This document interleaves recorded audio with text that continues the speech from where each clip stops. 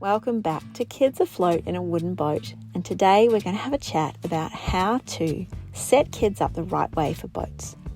This is Jeannie when he was little, and now here he is, Gene the sailor. And you know what? It's taken a bit of time to get there, which of course for us as a boat family has meant that we've really had to actively work on it. For some people, sailing comes naturally, and for others, it's a long process. And that's okay. I am absolutely blown away by the dedication and the ability to overcome fear, to get out on the water if it's something that you love and it's a passion that you want. As a parent, it's been really important to me to see if I can get kids out on the water, because sailing is family for me. It's so good to see everybody outside enjoying themselves. And sometimes one of the kiddos walks the other way when it comes to getting in the dinghies.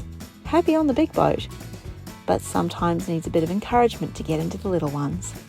And I wanted to share with you all today, because I know there's a lot of families out there that have a similar situation, some of the things that have worked for us to get everybody happy on the boat.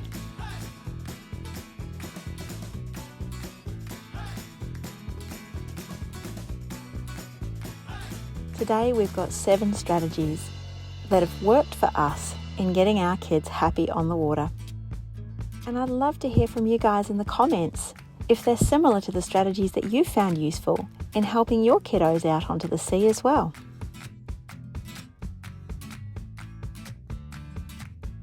So first up in our toolbox today, we have shifting the focus.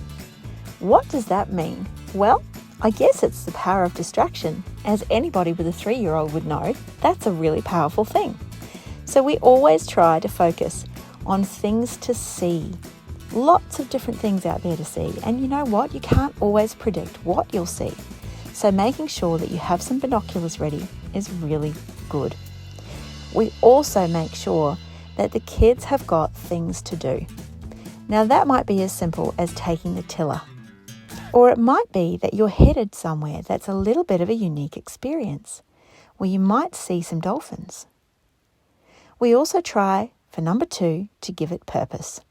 We always made sure in the beginning that there was a destination to go to, somewhere to swim, somewhere to kayak, somewhere to spot a rare or unique piece of wildlife, even someone special to see. And when we're together on the water, it's always family time, no screens, and a good escape from everything. After school sailing is a particular favourite. Creating a narrative or telling a story is our top number 3. Stories are so important around sailing, around anything that we do. And having a story and having a narrative has been a huge part of getting everyone happy on the boat. Having a fabulous boat also helps, but the truth is, our narrative is always around hanging out, having a good time together, and exploring and making new friends. We storytell a lot with these videos and with all of our friends.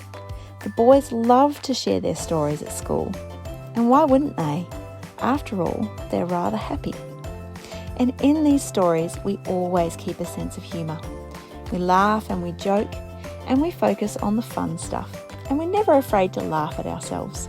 And that, of course, gives us permission to fail or to mess up without there being any serious consequences.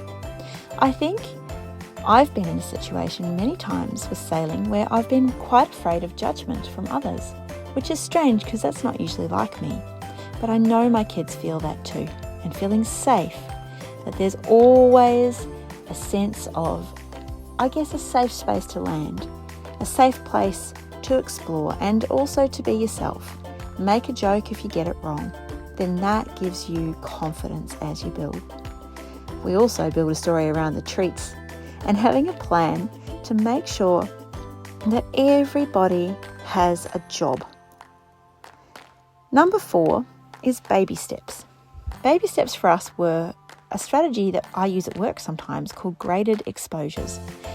What that meant for us was gently and repeatedly exposing kids to aspects of boats, whether it be boat building, mucking around at home, rowing, even just hanging out at the beach. Rigging the boats at home was a huge favourite over winter. And they learnt so much about it. They learnt knots, they learnt confidence, and they learnt how their boat worked. So that all of that stuff was done outside of the pressured situation of actually sailing. We'd even just go down and hang out at the yacht club rather than actually having to go on the sail. So we took away all of that expectation and we learnt about how boats work. We read all about things. Now be careful, don't read about shipwrecks, that can bite you. But we learnt about good stuff for sailing and happy stories. What do you think of our Dinghy? We met lots of wonderful people who shared a common interest as well. And the icing on the cake was when the kids went to tackers. Both of the boys have done tackers now, and they got to hang out with other kids without their parents there, which I think is actually really important in building confidence and social skills and learning new skills as well. When it came time for us to move up to the big boat, we went and stayed for a night in the marina so that we could hear all of the sounds and just generally hang out in the boat without it being isolated or away from land. And if it got too much, all you had to do was step onto the pontoon. So I think the same can be done with dinghies. If you hang out at a beach, it means that you can just jump off when you need to. You don't have to be in that pressured situation. So having those baby steps and a controlled out, that was really key in those first few months of gradually exposing the kids to different sailing experiences, but in a depressurized way. We also know that our little guy has confidence rowing, so we take the kayak wherever we go, so he always has an option. Number 5 is never to underestimate the power of play. Play is how kids learn, and having silly situations where they can muck around is so critical for them to learn and experience boating. Naturally, being a speechy, I can attest to the power of books. Do you recognise this little inlet? Well, books, particularly things like Swallows and Amazons, or the series of books by John Tucker about those kids who go and do some amazing adventures in keelboats and dinghies, all have such a big role to play in developing your child's knowledge and passion of sailing. We also went and explored different museums. We went and looked at tall ships. We tried lots and lots of different experiences on the water to build up that sense of play. And we encouraged, when we got home, lots of things like Lego building or pirate wars, anything that would help the kids not only to build on that strategy of having a narrative or a story around sailing, but also to express their fears and their happiness and their good experiences in a play context. It works for adults too. Maybe we should play more. And we live in an age of technology, so we can help kids to play and to keep that play going by telling their stories through using technology productively. So we give the kids the GoPros and we let them go nuts. Involving technology, as tricky as it might be to get our heads around that sometimes, I think that is a key in helping them to stay engaged. So strategy number 6 for us is all about educating around safety. And what that means is having choice and control about what you do and feeling confident that the risk is not as high as you think.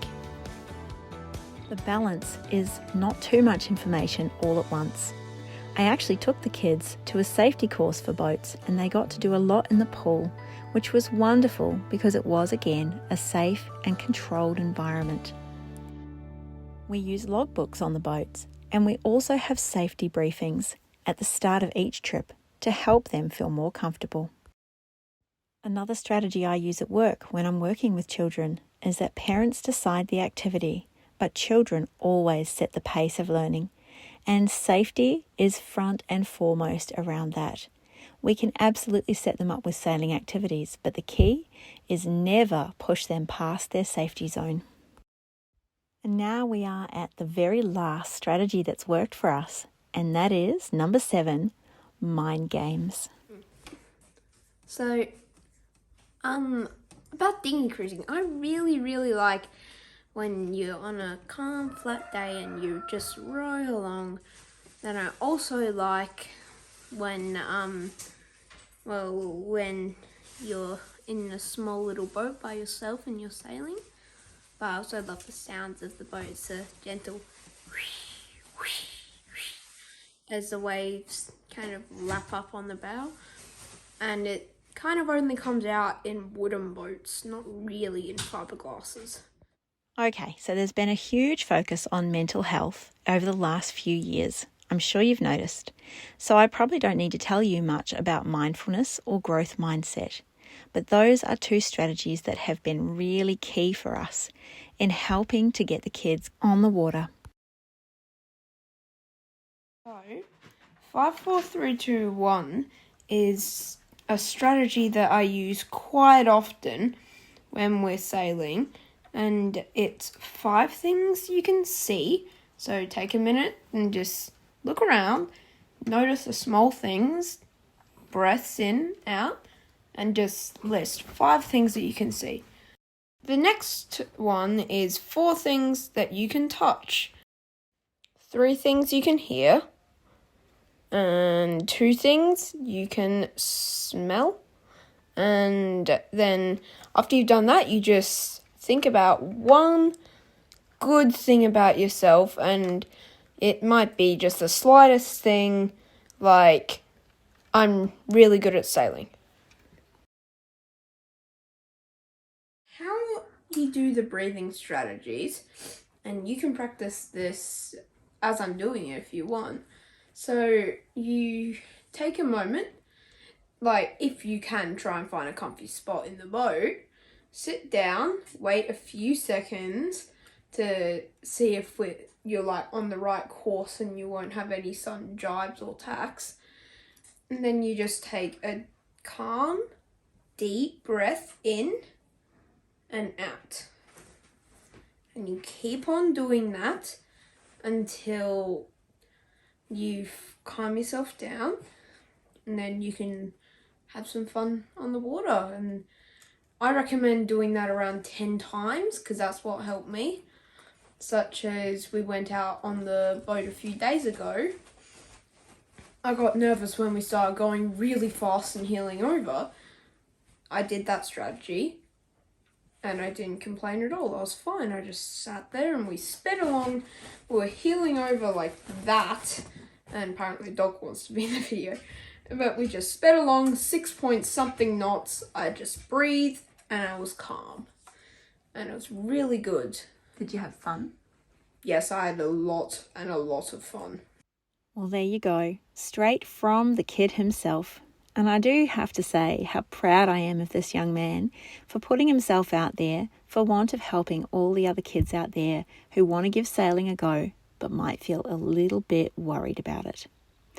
I hope that's helped you guys, and I would really love to hear what you've found useful in helping build the confidence of any children that you've sailed with. I'll see you all in our next video, and I hope everybody is headed out to the water sometime soon. Thanks for watching.